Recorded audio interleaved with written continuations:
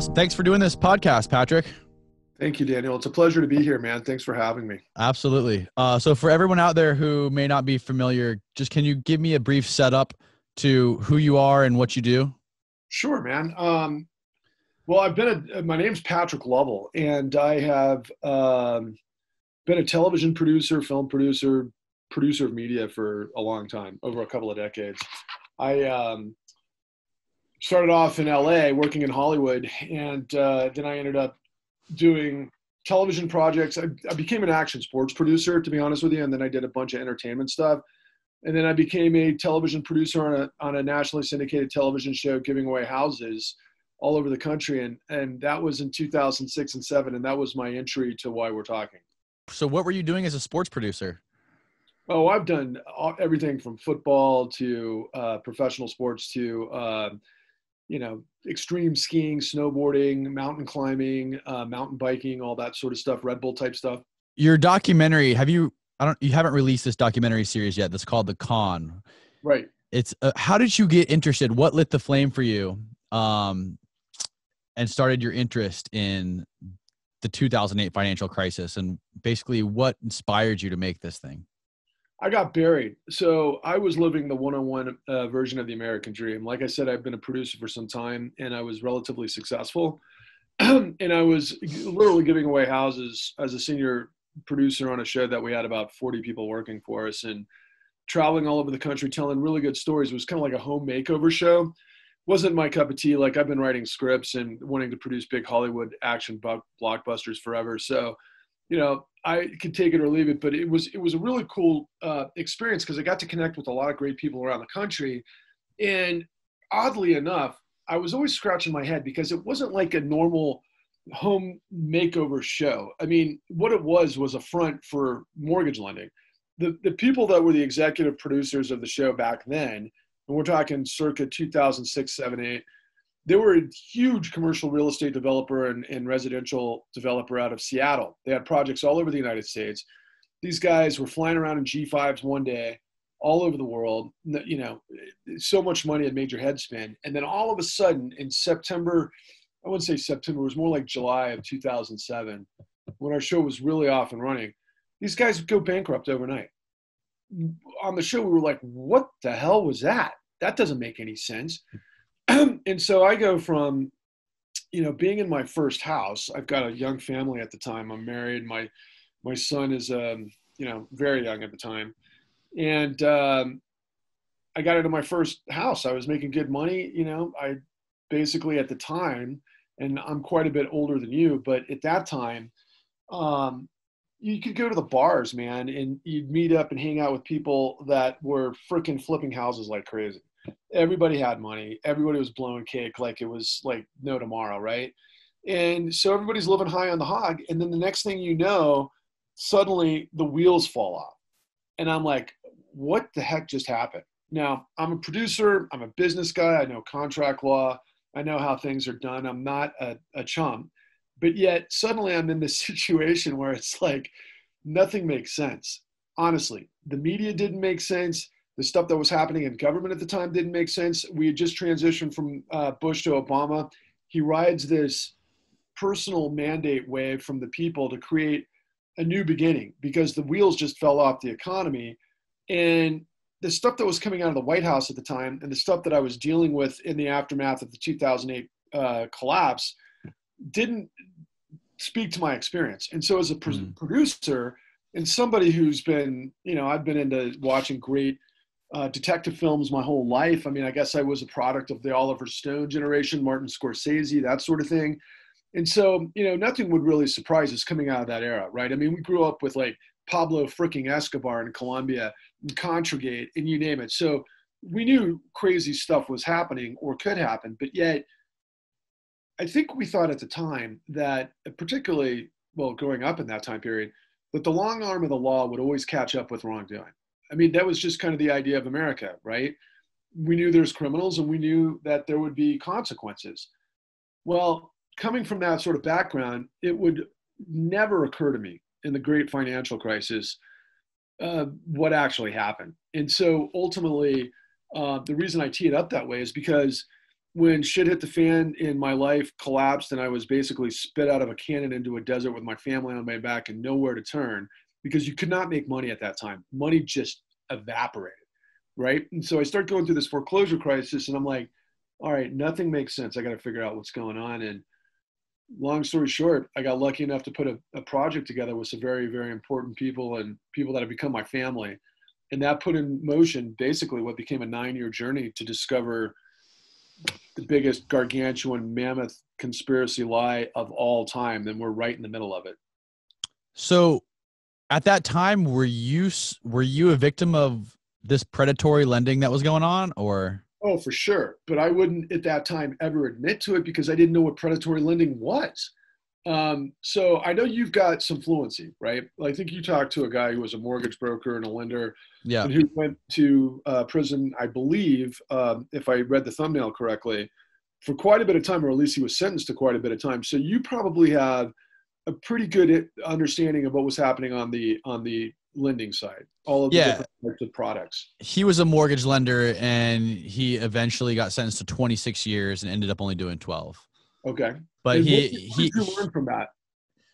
Well, basically what he did was he did a lot of what was talked about in the documentary. Like, he was falsifying bank statements, people's income. And he did that. He started working at the bank, learning, from his coworkers that, hey, you want to close this loan, you want a couple grand. This is how you do it. So then for the fees. Exactly. Yep. And then, so he eventually branched out. He saw the opportunity in it. And so he started doing it himself with houses. There you go. So he started basically creating fake people and getting mortgages with fake identities. Yes, we're very unfortunately aware of that. So yeah, that's the extent that I'm aware. Okay. So you saw, I believe, our pilot episode, correct? Yes. Okay. So were you surprised by some of the things that you saw unfold in that? Yeah, I mean, there's a lot of stuff I wasn't aware of. Like, I wasn't aware of the fact that there was these lenders walking around neighborhoods, knocking on doors, trying to basically sell them these fake mortgages, or basically convince them to refinance their house for triple what it was worth. And I didn't know they were doing that, walking through the inner cities of Ohio, preying on the low income people of those cities. Yes, that's where the whole thing begins. All right. And it's been going on for a very long time. So I'll pick up there. Okay. Because you're familiar with what that story is, and I'll try to. Yeah, I think it would be good to do this sort of like in a timeline. So I think that was the beginning of it. So which year was that?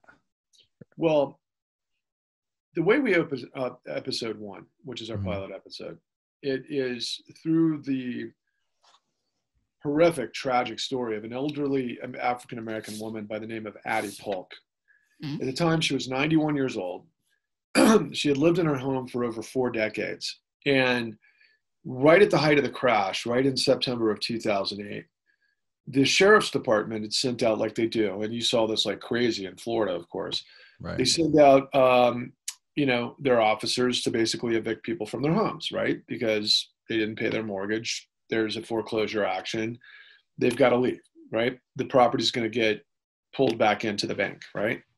So in her case, prior to that, she was informing the people that were leaving the notices of foreclosure. She called them, and you got to imagine she's an elderly woman, right? Right. And she's saying, I own my house. How's this possible that someone's trying to, it just didn't make any sense to her. But she didn't have somebody she could go to, or an attorney, or she didn't have the capacity to just up and figure out, or quite frankly, the resources to, go into the court system and challenge what was happening. And even if she did, as we know from what happened in Florida, she would have been overwhelmed by it no matter what. But so as the sheriff came to evict her, facing homelessness at the age of 91, especially after she was being evicted from a home that she lived in for decades, that she and her husband were able to purchase and own outright, because, another tragic part of the story is that, as we all know, African Americans in this country have been fighting a massive, massive uphill battle really from the beginning. And part and parcel to that was after the Civil War, we get in Reconstruction, which leads to Jim Crow. And a lot of people, a lot of African Americans from the agrarian Southeast particularly, relocated in a mass exodus to the Midwest because in the wake of World War II, we had industrialization and the factories needed workers. So they hired African Americans to replace the GIs that were fighting in World War II. And so Addie and her husband, Robert, were a part of that migration. And as a result, he worked his life to the bone, 2 jobs apiece to provide for his wife. They were regular churchgoers, like most people in the African community of that era, specifically from the South. They always lived within like walking distance of their church. And so here's a woman of faith, a woman of incredible dignity. And she and her husband literally put their life into that home, which for anyone who knows African Americans know that when they got a home that they owned, it was a great source of pride and achievement. And this is who Addie Polk was. And then suddenly she's in this situation where she's being physically evicted from her home, and she apparently doesn't know why. And now that might be hard for people to believe, right? But it's not hard to believe for someone like you who knows a guy who's doing a lot of document fabrication and all the things you just prefaced, because that's also known as straw buying, and I'll get into that in a minute. But faced with this ultimate tragedy, poor Addie Polk, man, she pulled a gun out, her husband's gun, and shot herself in the chest 5 times. Unbelievably, it didn't kill her immediately. She died 6 months later from complications of those wounds. Oh my God. And and she died. And so my partners and I, we had already, because of the length of time it took to put this thing together, like you asked, how did I come to it? Well, I lost my home, and I'm not a chump. I knew something was wrong. Nothing was adding up based on what media was saying, what government was saying, and what my experience was. And I'm like, I got to figure out what's going on here. Now, for a lot of folks that probably are listening to you in Florida, many people either themselves went through this process or they knew somebody. And a lot of people out of Florida became what we call pro se litigants. And pro se litigants are people that are pretty smart. They know they've been played, and they're going to figure out why and how they got played. And they go through the court system representing themselves. And a lot of these people ended up learning just about everything you can know from the system without having a lot of resources, right? So I ended up kind of being like that in a sense, but I'm a producer. I couldn't do that as a part-time job to save my life. I mean, these people, to understand this stuff, you kind of have to get a master's in criminology. You literally have to recontextualize your entire life. You got to understand policy. You got to understand judicial procedure. You got to understand real estate law. You got to understand all of these variables that you never had any idea. But what happens and what's common in these cases is that people, when they get fucked, they want to find out how they got fucked. Many people roll over and die, but other people don't stop. They're like insatiable until they get the answer. I'm one of those people. So I started reading articles like you couldn't believe. I read like insatiably anyway, but at this time period, I'm reading everything in the media that I can get my hands on. There's a couple of writers that make more sense than others that begin to start making a lot more sense of this as time's going on. And I was able to finally go, okay, look, some of these people are putting up whistleblowers from different parts of the industry that I know are telling different parts of a complete story, and I can't get the complete story. So as a producer and an investigative journalist, I want to go find out what the hell it is. So I did, and we figured it out, and one thing led to another, and my partner discovered the story of Addie, and that's where this picks up again. So as he was doing the investigation, and we were calling people to get on camera, because to do a television program, of course, and you've seen this all the time on Netflix and Showtime and so forth, you have what's known as reenactments. And you want to recreate cinematically the situation. And we reached out to the sheriff that arrived to foreclose on Addie's home at the very beginning, and he didn't want to be on camera. According to him, he had already told the story. He didn't want to go there again. He was retired. He was over it. And because I have a very tenacious associate producer, we knocked on this guy's door until he finally answered, and we talked him into going on camera. Well, as a result of him agreeing to go on camera, and just all we needed him for was to say, I arrived at X time, this is what she did, this is what I heard, just to get the facts, right? And we were going to build the recreates around that. Well, as we finished the interview, the guy's taken off his, I'll never forget this as long as I live. It's like a straight out of I don't know if you've ever seen Motherless Brooklyn or any of those kind of great noir type of, Yeah. detective films. I mean, I love those. And it was a moment like that for me. This guy, Don Fothery, who was a sheriff, he pulls off his microphone and he looks at me and he says, "There's some people I want you to talk to." And as it turns out, he puts me in contact with another sheriff who's in charge of Summit County, Ohio, which is Akron, Northeast Ohio, near Cleveland, Ohio, where LeBron James is from, actually. Right. And as it turns out, LeBron James grew up like 300 feet from where all of this stuff took place. Really? Yeah, pretty amazing. And he doesn't know about this. Hopefully, one day we can turn him on to it, because I think he'd be pretty shocked. But so as this door opens from this tragedy from Addie Polk, it leads us smack dab to this Summit County task force. And the Summit County task force had put together an investigation to where they were able to deconstruct, as you do as investigators, what was going on in the area. And as a result, they were able to find the head of a smaller version of what was happening nationally. And they were able to put together a case that they did under RICO statutes. Now, the reason that's crazy is because my colleague, Eric Vaughn, who's the director of our program, he always said to me, "Patrick, why didn't the feds prosecute under RICO statutes?" That was a question that we had for 3 years prior to finding Addie Polk. We're like, what the hell? So here we are, we backdoored into this revelation that, yes, indeed, you were supposed to prosecute this. You could have prosecuted this a number of ways, but one of which was RICO.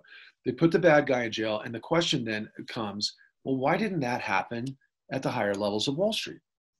And if the AG and this task force in Ohio can put the exact same ingredients together, why didn't that happen, for the CEO of Chase, the CEO of Goldman, the CEO of, because they were all in on this, right?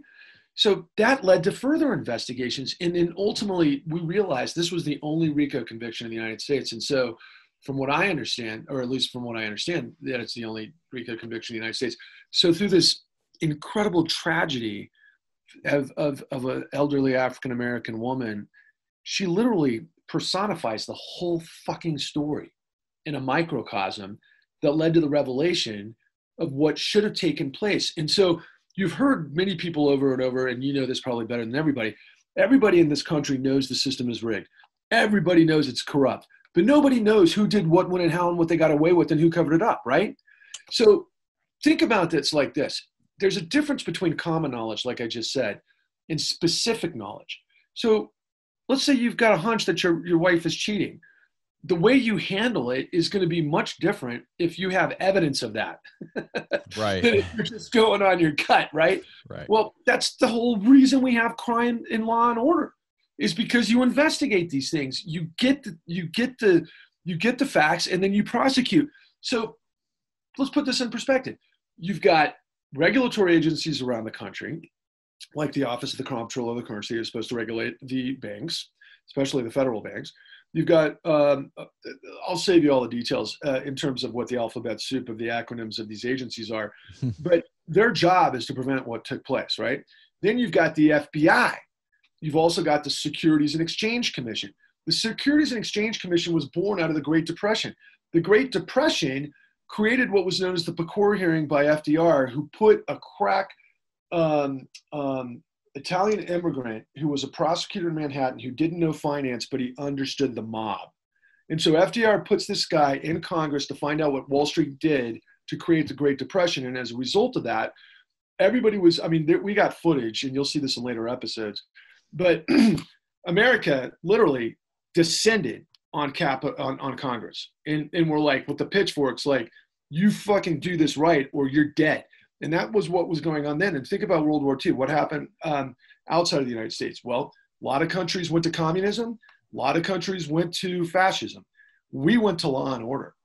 That's how we got the American dream. And we got the greatest resurgence of a middle class in the history of the world, right? Because that's the nature of what happens when you have the law and integrity of law and honesty that runs business.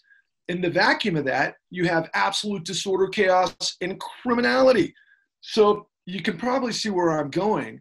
But ultimately, what we reveal on this crazy journey is that you don't live in the country that you thought you lived in. Wow. Yeah, to me, it seems like it was a situation that we hadn't really seen before as a country. Real, right? I mean, typically we're used to dealing with people with, as far as criminals are concerned, we had the war on drugs. We're dealing with drug dealers, people with guns who are killing people, but not these people wearing suits, right, running these banks on Wall Street. Although, let me give you an example though of how crazy this is too, right? So, like I just gave you that historical setting about the Pecora hearing, and right. Ferdinand Pecora got us 5 decades of relative stability in finance, but in the 80s we started having a lot of problems, and one of which was called the savings and loan crisis.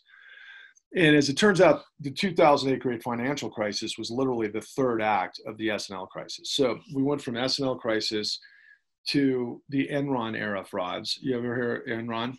Yes. Okay. So Enron was another variation of this. And then there was a lot of stuff in between. We had the dot-com bubble. So basically since going back to the 80s, quite frankly, we had, did you ever hear of Michael Milken? Do you ever hear of, Okay, so have you ever heard of junk bonds? Yes, I have heard of junk bonds. So Michael Milken was known as the junk bond king, and he actually got prosecuted under RICO statutes back in the day because he was doing a similar situation of what I just laid out for you, and we haven't gone into details. But Milken was this top guy in finance. Everybody was like kissing the ring because this guy figured out all these mammoth ways to make gazillions of dollars in ways that nobody could put their fingers on, but he was giving incredible returns for investors. And it was the 80s, the go-go 80s. And so there was a lot of Wall Street people making a lot of money. As it turns out, it's based on a lot of deception and a lot of Ponzi scheming. Okay. And so Milken, and it all works until it doesn't, because it's always a bubble. Basically, the facade is it works, but it's all fiction. Okay. So just like if you and I go and we're going to go sell, I don't know, we'll say we're going to go sell dope. But we're not selling the real thing, right? And we're selling securities on it, and we can't keep up with it. That's by the way what happened in the Great Depression with all sorts of securities from around the world. But the long and the short of it is that finance, if it doesn't have rules and regulations, if it doesn't have people that are policing, and you're dealing with big time money and very, very smart people, they will unleash catastrophe. They do it all the time. Right. And if you don't have the law bringing them in, then, or accountability, you just wind up with corruption. Right. And so that's all this stuff is absolute corruption. Well, does it make it harder to deal with the fact that these people do have so much money and power and they are so much smarter, that the people dealing with this stuff maybe aren't as competent or don't have the resources? I think it's just courage. It's certainly not the other, because I can tell you, so I'm not a rocket scientist. If I could figure this out, anybody could figure this out. I just happen to have a lot of tenacity. And so I always believe in the world that makes sense, right? You got to have an understanding of how things work. If I want to understand my car, I understand the engine, I read the frickin' owner's manual. If I want to fly in an airplane, I understand all the forces of what it takes to enable flight. Now, this is all surface level understanding. I'm not going to, know how the bits and pieces come together in the electronic engineering and the rest of it, but I'll know the basics, right? And so if it doesn't add up, especially, let me give you a metaphor. Let's say I'm on a plane crash, right? And it goes down and I somehow survive it. I might want to know what caused that plane crash, right? We've known this forever. Absolute power corrupts absolutely. So what we found were there were heroes at every step of the way. So not only did we find all the people that came on camera with us that are similar to the guy that you've had on that told you how the whole system worked from his trade, right? We did that with the lenders, with the appraisers, with the upstream people, with the credit rating agencies and so forth. We deconstruct this whole thing and make it such that you can follow this, because it's a true crime. One thing that American audiences love are crime stories. That's all this is. It's a street crime, but it's a ginormous street crime with millions of actors involved. And it literally is. And this is not hyperbole. It is the largest criminal conspiracy and cover-up in the history of the world. What was happening when basically we realized that there was all these loans and people had made all this money propping up their banks, or, the CEOs propping up their banks on all the profit they were making? What did it take for it to crumble? Like, Oh man, what was the straw that broke the camel's back? Well, that's an easy one. And we actually just went through it again in September of 2019. But ironically, the world didn't know about it, and it got papered over because of COVID. And that's part of the story too. Back then, it was the run on overnight lending, which is called repo loans. So the way it works with the investment banks is that everybody's borrowing money overnight, okay? And we're talking trillions of dollars a day. So Goldman might borrow from another investment bank who borrows from another investment bank, and everybody's borrowing against the asset value, right? Right. The asset value in the case of mortgage-backed securities was determined on basically what we call the market players, mark to market, right? Mm-hmm. So you've got these tranches, which are made up of gazillions of loans that supposedly have some sort of street market value. And that's what they sell them to pension funds and other institutional investors in other countries, China, Russia, whatever. And we're talking trillions of dollars based on, quite frankly, consumption of Americans. And so at the central aspect of consumption of the American enterprise is the home, right? So nobody ever thought around the world, they thought it was a great investment. There was $70 trillion around the world looking for investment, and they sunk it in American homes. But what we didn't realize was simultaneously we killed the golden goose, right? So if you're going to have value for anything, right? If you're going to give a loan to somebody, and I'm sure your broker mentioned this to you, typically the idea is that you want to make sure that that person has the capacity to pay that loan back. Right. Because you're investing in that person over the course of 30 years to make your money back. Well, that's the way the system used to work. That's not the way the system works now. What happened was you get these warehouse lines from Wall Street that were pumping hundreds of millions of dollars to what we call pretender lenders. They were companies that look legitimate, but they were just fraud shops. There were Ameriquest, Countrywide, Greenpoint, whole potpourri of these companies that weren't really banks. They didn't have any assets. They just were selling these mythical loans that they were packaging up, giving them up to Wall Street, and Wall Street was selling them to institutional investors, and then they were selling them and slicing them and dicing them into complicated derivatives and financial instruments. And so, for example, in late 1998, on the upside of this, we had a derivatives market globally of $13 trillion. By the time we get to the great financial crisis, the bubble was at $600 trillion in the derivatives market. So you said, what happens when the whole thing goes sideways? Well, here's what's so crazy about it. Everybody in the food chain, but most notably the CEOs, who knew this whole thing was happening the way it was happening. And by the way, they're breaking the law every step of the way. They're felonies every step of the way. It's in fact the most massive felonies in the history of the world. And ultimately, the CEOs, they create this kind of bubble of plausible deniability, while simultaneously they create this thing called Gresham's dynamic, which is basically using perverse incentives to get people to do the stuff that you were talking about, basically cheat as much as possible and make it look real, right? Mm-hmm. So they were packaging all of these securities, and they were selling it to investors with the stamp of approval, with the credibility of a Goldman Sachs, of a Chase, of a Citi. These financial institutions that are the largest financial institutions in the world, you would never in a million years, with all of their Ivy League graduates, with all of their top-notch attorneys, legal minds, scholars, accountants, all the rest of the professional class, there'd be no way in hell you could ever imagine that armada of professionals would ever be involved with a criminal enterprise. But that's exactly what happened because of perverse incentives. If you didn't play ball, if you didn't look the other way, if you didn't rubber stamp, you were out of there. And that's how they play the Gresham's dynamic. And it was all based on short term. And ultimately, they loaded this on the world. And you know what they did? They go meet with Hank Paulson. Hank Paulson was the CEO of Goldman Sachs, turned Secretary Treasury under the Bush administration. And just so you know, before that, Robert Rubin was the CEO of Goldman Sachs, and he was the Secretary Treasury of the Clinton administration. So as you can see, Goldman's there no matter who the administration is, right? And Wow. that goes now for BlackRock and others because they own the system and they are the power behind the power. But ultimately, what happened was the whole thing crashes. And so Paulson meets with 13 of the biggest bankers in the country. And he says, look, I'm going to give you a 3-page document. You're going to sign this document and you're going to let me take care of this. Keep your mouth shut. Don't worry about it. You know, what it basically said was, we're not going to come after you. Do what we tell you and we'll take care of you. And what ultimately happened was that they came out in Congress with the TARP plan. It was the Troubled Assets Relief Program under the Bush administration. And then we ended up with Obama in the White House, and he had another stimulus. And that was $750 billion. So the rest of the world thinks that Wall Street got these emergency loans and the loan and the government invested in Wall Street and they got paid back with interest. That's the way the story goes. That's not the story.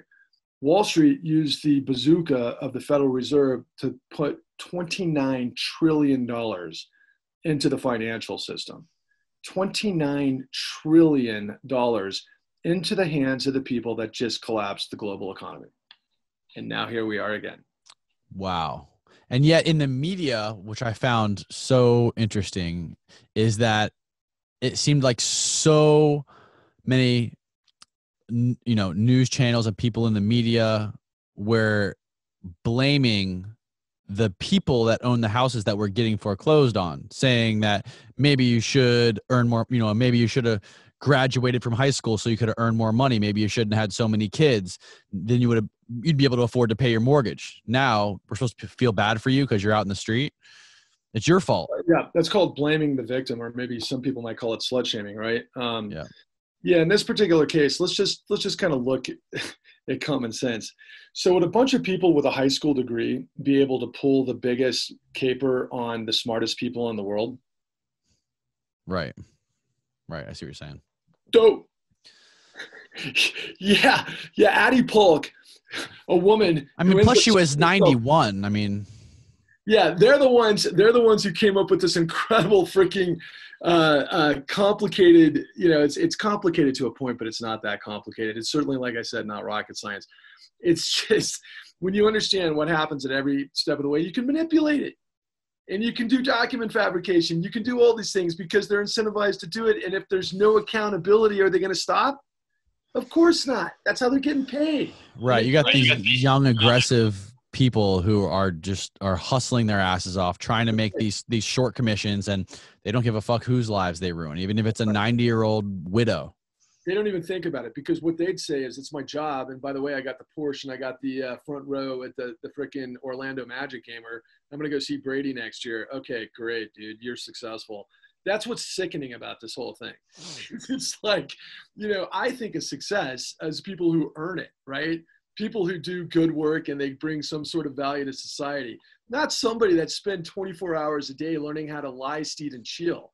I get that right? Lie, cheat, and steal. Yeah. But that's what they are, dude. And that's what they got away with, but at the end of the day, though, I mean, as bad off as those guys are, they were in the system, man. And the system was designed the way the system was designed. You got to look up top. And just like with the mob, you got to roll the lower guys to get to the top guys. And that's what never happened. Yeah. It's the same thing with that. It's the same thing with the mob. It's the same thing with the war on drugs.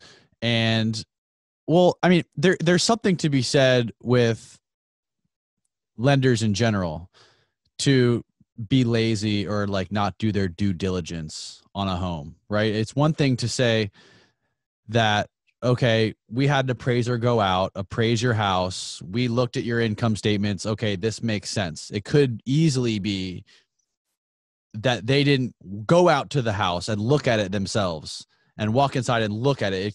It's all paper, right? The person at the top of that lending company or the bank. It's actually digitized now too, which is even more scary, because they can cover up their tracks even better now than they did then. To be honest. Right. So it could be fair to say that in a situation, I'm not saying that in a big conspiracy that's what happened, but it could just have been laziness or someone not doing their due diligence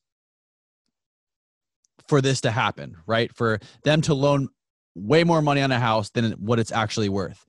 So I guess what I'm no, that's part of it. It's called the yield spread premium. See, they were actually incentivized to put people in the worst loans possible. Now, it just so happens that they hired guys straight out of working at Burger King the year before, because the guy that came out of Burger King, for example, and this is not a slight against somebody who came out of Burger King. My God, if you work yourself up through fast food, God bless you, right? Yeah. But what happened with the incentive was that somebody who was making $18,000 a year working their ass off would walk into a deal like this and make $20,000 on one deal.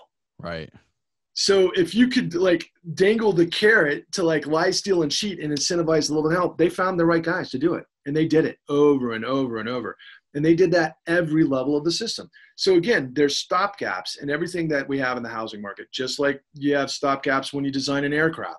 So imagine if you're designing an aircraft that you want to make sure that certain parts of it are going to fail because you're going to sell everything on the cheap, package it, and then in the end, you're going to bet against it and you're going to collect on the insurance when it crashes. Right. So these smaller banks so these smaller banks were basically fucking over the borrowers and packaging up the loans and selling them to companies like Chase and Goldman Sachs. Now, did the people at the top of those companies like Chase and Goldman Sachs necessarily know exactly what was going on all the way downstream? Well, let me just ask you kind of a rhetorical question. I don't mean it to be a smartass, but I do want your honest answer. If you're good enough to pilot a multi-trillion-dollar, company, aren't you paid to do and know everything that's going on? Isn't that why you get paid the big bucks?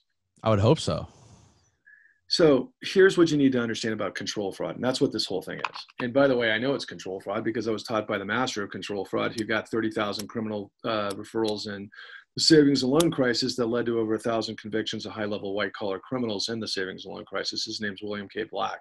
What is control fraud for people out there who don't know? Fraud, so people that are high executives, they want the sure thing, which is short-term. They're incentivized through perverse incentives on the next quarter.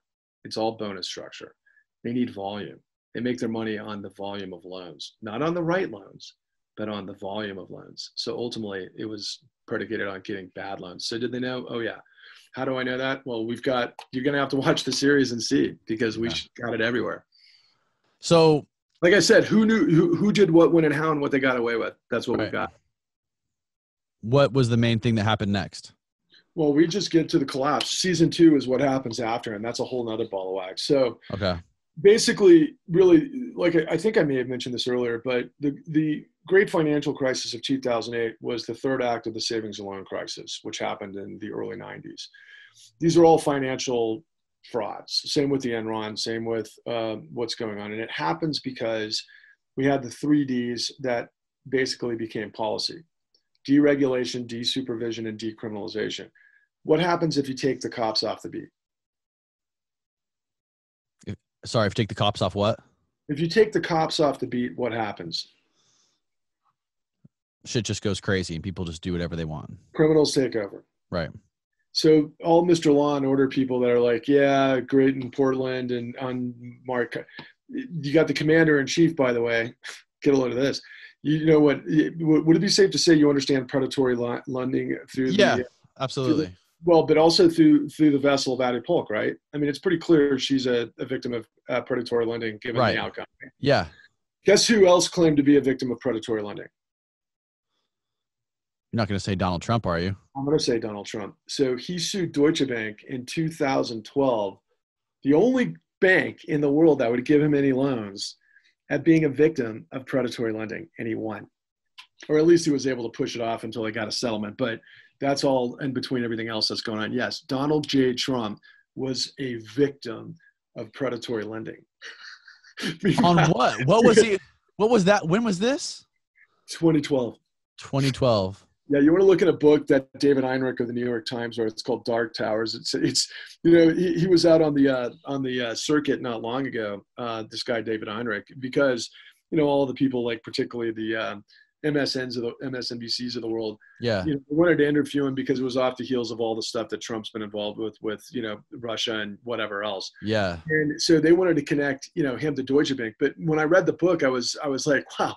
This guy Heinrich told the story that Deutsche Bank was the same player in the story that we're telling. And that was the big grift. So he spends 3/4 of the book telling the story that I just told you, but from the vantage of Deutsche Bank, because that's what Citibank was doing. That's what Chase is doing. That's what Goldman Sachs is doing. That's what Wells Fargo is doing, and Bank of America and Deutsche Bank, right? And so he goes in this thing, like 3/4 of the book, he reveals, and my jaw hit the floor. I literally fell out of the freaking chair when I was reading this, that Donald Trump sued Deutsche Bank for being a victim of predatory lending. I'm like, yeah, that makes sense. Oh my God. That is fucking mind-boggling. Yeah, it's dude, it's fucking same as it ever was, really. I mean, I'm reminded, like I grew up in the 70s and the 80s, and there was this crazy cartoon, this animation called Heavy Metal. And you can see it online. There's this guy who goes to this intergalactic, it's like this total rock and roll fantasy tripper film. But there's this character who goes, and he's like this corrupt guy who's got this like patsy to, like, you know, go into court and just lie on his behalf. And every time I see that, or I think about, you know, like Trump and the way this system operates, you know, the animators of Heavy Metal knew these kind of clowns back in the 70s. You know, it's like one of the lines was, yeah, you know, he sold dope disguised as a nun. You know, and I'm thinking about all of these guys are just off the Richter, you know, in terms of their immorality and their ability to deceive. And it's just insanity, man. Yeah, it's the same thing with The Simpsons. They were able to predict a bunch of shit that's been happening. Yes. Most notably The Simpsons. I've been paying attention to those guys for a long time. So what's happening today? Do you see anything else happening or any sort of residual effects of that going on in the financial world today? It's the same thing. So they double down, but they just turned it into commercial loans, and the commercial loan market crashed with all the same ingredients in September, and they papered it over with $7 trillion in repo loans from the Federal Reserve that nobody in media had a clue about because they were talking about Trump and Russia the whole time. Meanwhile, once again, the Ponzi scheme continues, and now we've got the CARES Act, and we've got all this stuff where literally 30 million people are predicted to be out of their homes and into the streets because of the rental crash. And by the way, a lot of these people are renting from the same financial institutions that picked up all of these properties on the cheap when they imploded or foreclosed in 2008. So it's the same system. It's just the next wave. So I'm sorry, go back. You said September 2019 is what you were referring to? What specifically happened? So you remember you asked me what was the trigger in 2008? Yeah. And I mentioned that it was repo overnight lending based on a run on the assets. And the reason they did that, because they shorted it, meaning the market makers, meaning the too big to fail banks that play both sides of the house. They are the casino. And they did the same thing in 2019. The only reason we don't know about it was because, well, twofold, really. One, Dodd-Frank supposedly did the stress test with the banks, and that's a whole nother story. But the main reason was because they just kept quiet and nobody wanted to tell the story. And then we ended up with COVID, and they papered it over. We've been living with this insanity for at least since 2019 in terms of the next exact wave. Right. Yeah, and I know for a fact that this pandemic we're going through is completely destroying commercial real estate owners. And that's where the big run was, because it's all commercial real estate that they replaced mortgage-backed securities with. And you're saying a lot of these big banks still own some of this commercial real estate from 2008. But what they're doing is they're able to take the so-called water cannon or the cannon from the Federal Reserve, and they're able to prop up their own bonds. Right. It's another part of asset fraud. It's asset bubbles, and they can play it every which way they do it. They've got control of the Fed. BlackRock is the administrator of the Fed. BlackRock is the operation that was there going back to the beginnings, which was explain to people who don't know what BlackRock is. A lot of people won't know. BlackRock is a major financial consortium that's basically a hedge fund, and I think they're in private equity also. But they also manage pension funds, big pension funds, big institutional investors. And their job, like any hedge fund, is you make money. And a lot of those people make money on inside information, for one, Steven Schwartzman and so forth. And so they got pensions you know, where they're playing with their money that people earned over the course of 40 years, that they're getting returns, but they're getting returns on this market build of sawdust. Because let me ask you this, after the great financial crisis of 2008, when millions upon millions of people had no income and no jobs, who in the world was buying commercial real estate? I don't fucking know. All I was doing was skateboarding in 2008. Nice. And by the way, skateboarders saved the world, man. I'm all about. I'm an old school skater, man. Are you? Dogtown era. Yeah, I grew up in Dogtown era, man. I skate empty pools and run from the cops when I was a teenager. Oh, hell yeah. That's all I did for pretty much the first 3/4 of my life so far. I dig it, man. Because skaters are always freaking wise, man. I'll tell you, skaters they get hip to the game good, and skaters always on the right side of this stuff, man. Skaters are the good guys, you know? And so. Oh yeah, help for sure. I know I'm being silly here, but I really believe that, because skaters have an attitude, because they got to, you know, to dial a trick, it takes a lot of, you know, wiping out and consequence. Unlike Wall Street, when they wipe out, everybody else pays the price and they get to skate free. Oh, they got a foam pit. They got a giant foam pit when they launch up the ramp they get to land in. Meanwhile, we're surrounded by chicks and in you know, cocktails, right? And everybody's trying to get in, it ain't happening. And cocaine and hookers. That's right. Oh, by the way, I will tell you this, reading of that. So going back to old school, right? I know everybody in the blogosphere talks a lot about Epstein and Weinstein and all these other things, but, you know, back in the S&L crisis, what a lot of these banks would do is they'd have these huge parties, right? With you know, legislatures, elected officials, and they'd get them on camera, you know, doing fucking illicit drugs and screwing around with hookers, right? And so they had leverage over them. So they blackmailed them? Fuck yeah. This was going on decades, man. This is like old school freaking leverage, man. Yeah, and they still operate to that to this day, man. This is nasty business. Holy shit. Yeah, I mean, obviously it's still going on today. I mean, you can see the parallels with the whole Epstein thing and the Ghislaine Maxwell thing. The biggest parallel to our story and that stuff is just that everybody that had a ability to stop that stuff, they knew about it for decades. Same with a lot of this situation. They knew about it for decades. They just don't prosecute it because they wait until they're either embarrassed, humiliated, or they're made accountable by a population that gets it. And so, you know, I mean, to me, it's like you see the thumbprints of this stuff everywhere. Once you see it, you can't unsee it. It's not rocket science. It's not conspiracy theory. This is just how crime works.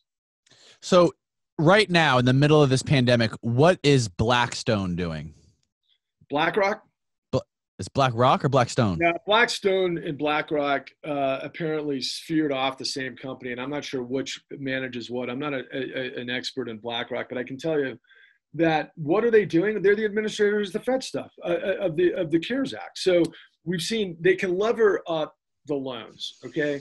So basically, we were told, like, I think there was what, a $2 trillion CARES stimulus, yeah, stimulus, right? But that's levered to $11 trillion. Through all of these different acronyms of different ways that investment banks can lever the loan volume from the Fed. So it's not 2 trillion; it ends up being 11 trillion. It's just it's that way, and they can just buy their own assets, and they can backstop their own bonds, and they can pay themselves their own bonuses. So they just manipulate it all day, every day. Holy shit. This is so hard for someone like me to wrap my head around because I just don't know. I don't know how all this stuff works and how all these financial institutions work.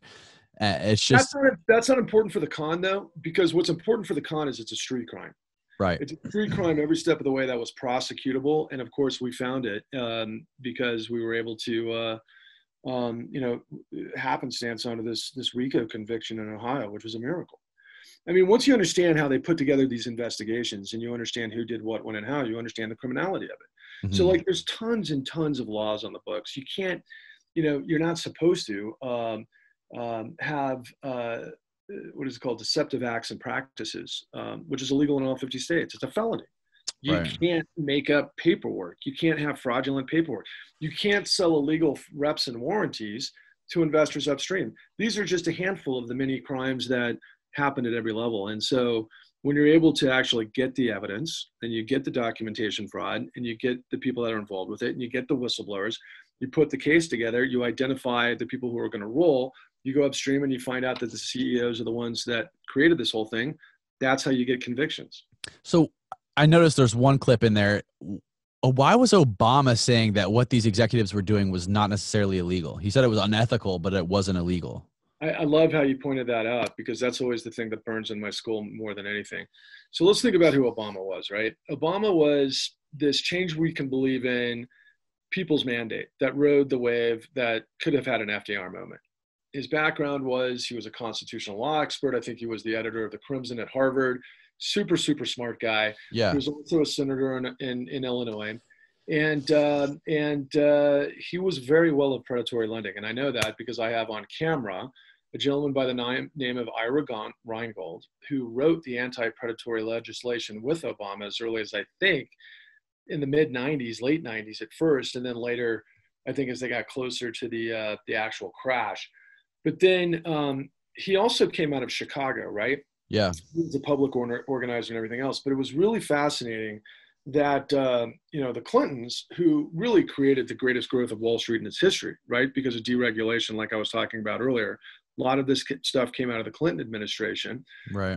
When Obama ran against Hillary, it was probably a slam dunk for Hillary. But how come Wall Street got completely behind Obama? I don't know the answer to that for sure. All I know is he came out of Chicago. He certainly had a close relationship with Jamie Dimon in Wall Street.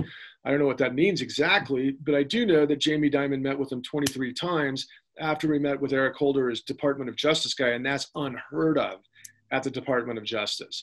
So as the Department of Justice is trying to figure out who did what and when, supposedly, the president's meeting with the CEO who's being investigated. What I learned from the Department of Justice is you can't, that's like meeting with the guy that you're investigating in a drug deal. You Right. can't have a backroom meeting with this guy, but that's what happened. And then, of course, we ended up with all of these bailouts that I talked to you about to the tune of $29 trillion. And Rolling Stone did a piece, by the way, I think it might have been 2012. It was right at the height of Matt Taibbi's just phenomenal writing at that time. And the cover was of Elaine Fleischman, who was a whistleblower for Chase. And it went to show that everybody in the system and all of the higher ups and the executives knew exactly what they were peddling. And by the way, Jamie Dimon in that company, I think they've been fined, billions. Who's Jamie Dimon? He's the CEO of Chase. In fact, I think Biden was going to ask him to become our next Treasury Secretary. What? Yeah, of course. He's probably the most powerful banker in the world. And so this guy, yeah, and he's got a reputation going back to predatory lending in the late 90s when he was working with the guy that took over Citigroup. It's all incestuous at that level. Let me tell you, man, these guys have been around and together for a very long time, all the top dogs. Jesus Christ, man. I mean, many of them are out of it now, but their next wave, their lieutenants came up, and they all came up in this system, and now here we go again, right? I mean, it's just really the system. It's perverse incentives. It's the fish rots from the head.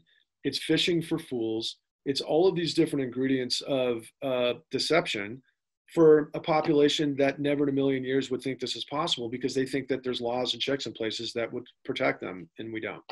Tell me more. So when is this documentary? When is it coming out, and where can people watch it? So as you might imagine, we're not on Netflix yet, right? And Okay. I don't know why that is. Let me give you a little sidebar to that. So I do know that, Netflix, I think they've seen us, we're trying to get a deal. We've got a great distributor. We've been through the ringer on this. But Netflix recently announced that they're going to create a loan program to Black communities across the country, a $100 million loan program. And so I was like, wow, man, God, what a better way to explore and expose why they would want to do that than with our story, of course, because just so you know, the African-American college-educated net worth evaporated 60% as a result of the great financial crisis. 60% of African-Americans' net worth, college-educated, evaporated because of this crime, right? And the face of all of it for us is Addie Polk. I think she's the Rosa Parks of this moment because of predatory lending and everything that it immures. And Netflix, they haven't been knocking down our door. So we're going round robin at the moment. We're doing self-distribution, where we're going to do a live broadcast on Facebook Live through ABC Cinema Studios. And we're going to be followed by live panel discussion. Now, this is going to broadcast live on August 5th at 8 p.m. Eastern time. And we're going to make our first episode free to the public, which is the one you've seen about Addie Polk. Right. But we're going to have on our panel discussion the good guys from Ohio that got it right, alongside the pastor who was really the voice of our protagonist, Addie. But we're also going to have on the panel the guy who was the former director of investigations for the FBI. This is news. This is news. We're going to be, for once, put together how one entity, criminal investigation institution, got a RICO conviction and why the FBI didn't. And that'll be on display following. It'll be, the whole world should be asking, why wasn't this prosecuted? They're going to get their answer. Wow, man. That's illuminating. So how long have you been working on this? God, it seems like my entire life. So I went down the tube September 15th, 2008. I bounced into this project at the end of 2011. So 2012 led to the first step, which was a documentary I did at the beginning called Forward 13, Waking Up the American Dream. But that was just turned out to be prologue.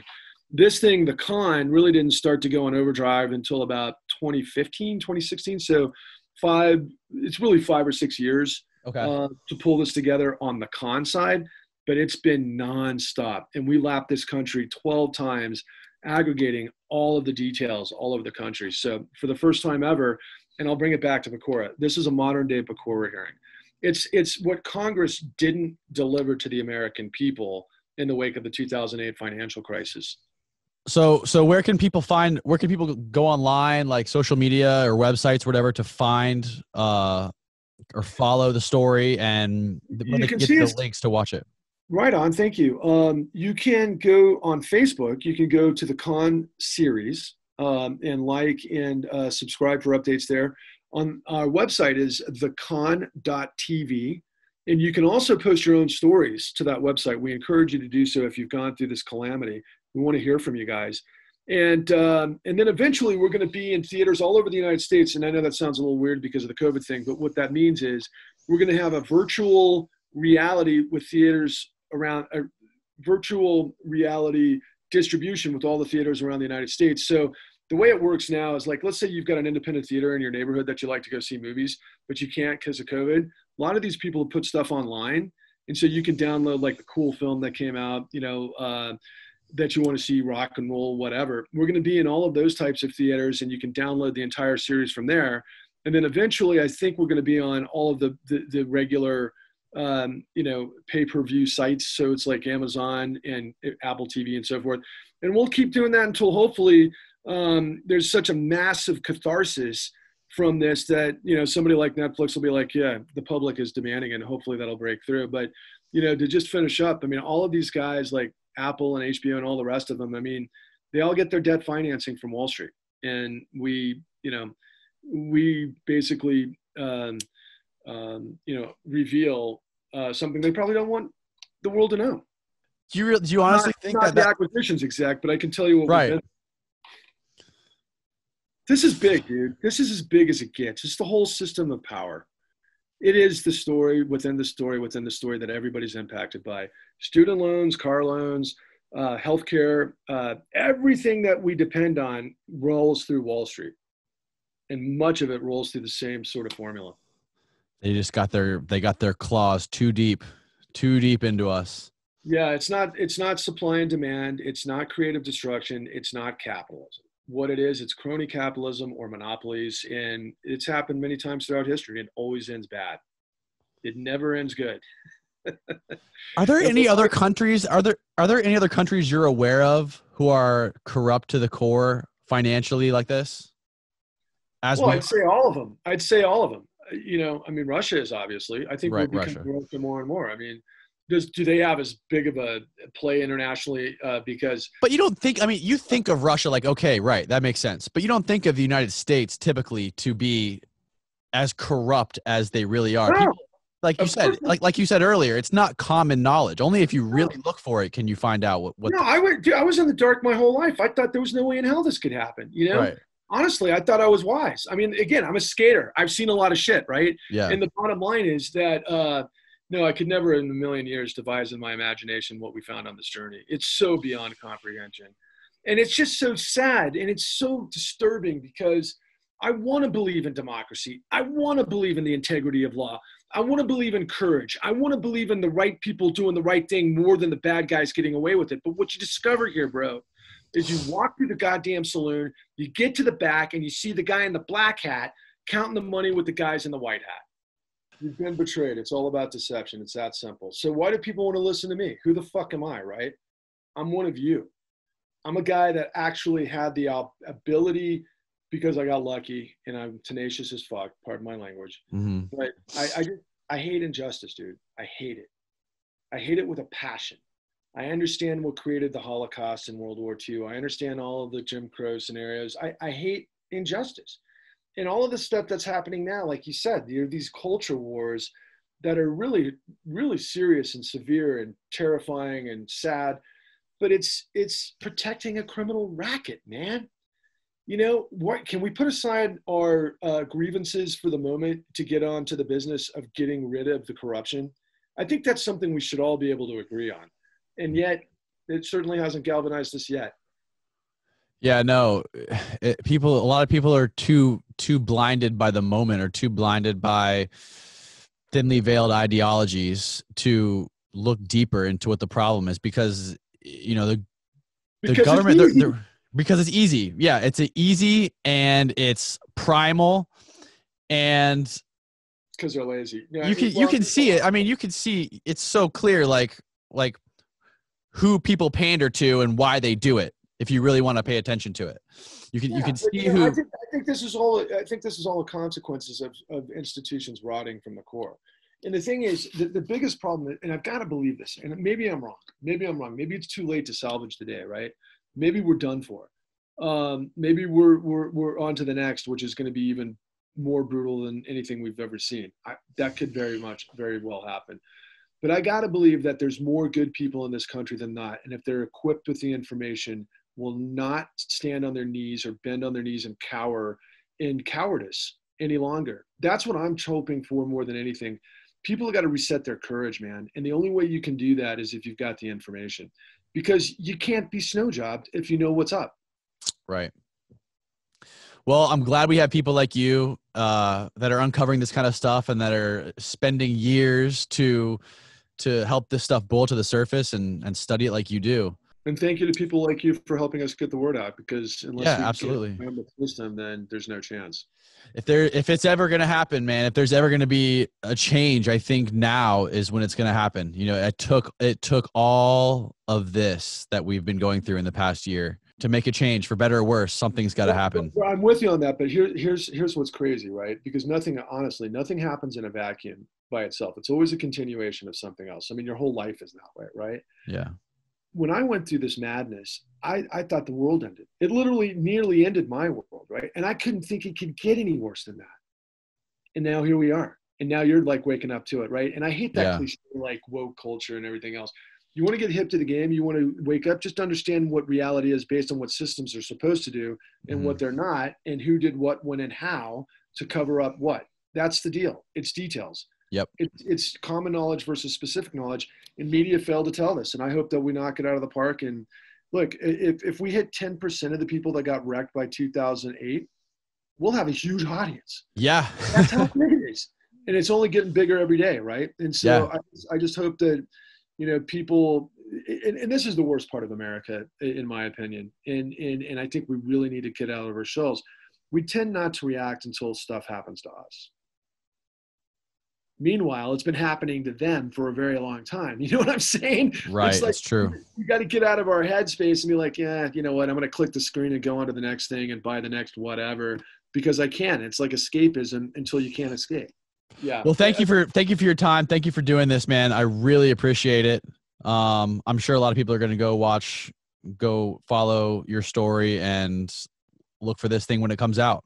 Spread the word, man. Let me tell you, thank you again for what you're doing. And I'll tell you from where I'm sitting right now, it feels like we're standing in a forest of dry kindling, and we're the match. And it just feels that way because of the feedback I'm getting right now. People are suddenly going, oh yeah, that makes sense. Yep. Absolutely, man. Well, thank you for your time. It was great meeting you. Be well, Daniel. Take care, man.